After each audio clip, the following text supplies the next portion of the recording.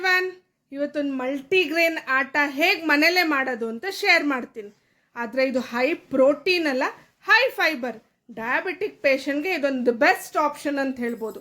ನಮ್ಗೆ ಹೇಗೆ body building ಎಲ್ಲ ಪ್ರೋಟೀನ್ ಅವಶ್ಯಕತೆ ಇದೆ, ಅದೇ ಥರ ಡಯಾಬಿಟಿಕ್ ಪೇಷಂಟ್ಗೆ ಅವ್ರ ಡಯಾಬಿಟಿಕ್ನ ಕಂಟ್ರೋಲ್ ಮಾಡೋಕ್ಕೆ ಹೈ ಫೈಬರಿನ ಅವಶ್ಯಕತೆ ಇದೆ. ಇದಕ್ಕೆ ನಾನು ಸುಮಾರು 100 ಗ್ರಾಮಷ್ಟು ಮಖಾನ, 100 ಗ್ರಾಮಷ್ಟು ಫ್ಲ್ಯಾಕ್ಸ್ ಸೀಡ್ಸ್, 200 ಗ್ರಾಮಷ್ಟು ಓಟ್ಸ್, 200 ಗ್ರಾಮಷ್ಟು ಸೋಯಾಬೀನ್ನ ಯೂಸ್ ಮಾಡ್ತಿದ್ದೀನಿ.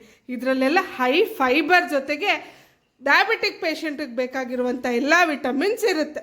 ಇದ್ರ ಜೊತೆ ಪ್ರೋಟೀನ್ ಸುಧಾ ಆ್ಯಡ್ ಮಾಡಿದ್ದೀನಿ. ಕಡಲೆಕಾಳು ಅದನ್ನು ಸುಧಾ 100 ಗ್ರಾಮ್ ಯೂಸ್ ಮಾಡಿದ್ದೀನಿ.